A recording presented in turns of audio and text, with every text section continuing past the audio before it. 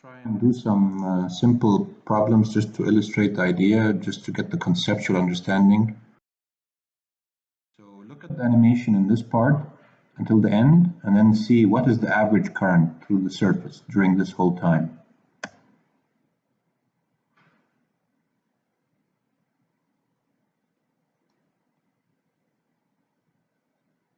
So you see that the positive charge went through the surface to the other side, and then it came all the way back. A plot of the charge on the right side, it starts out at 0, then it reaches some maximum positive value, then it goes back to 0. So if you get the average current during this whole time, you get 0. What about this case? Look at this case. For every positive charge here, there's a negative charge next to it.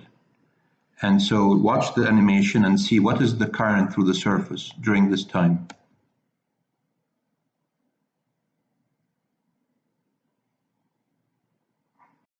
You should figure out that the current is 0. Because, I mean, you might, if you plot the current, the charge very accurately, you might get, you know, when the negative charges go through it, you get a negative part and then a positive charge go through. But on average, it's basically flat. There's no charge on the right side. Whenever you have a positive charge, the negative one is right next to it. So the amount of charge on the right side doesn't change with time, because you have positive and negative charge crossing at the same time. So the average current is 0. And look at the last example.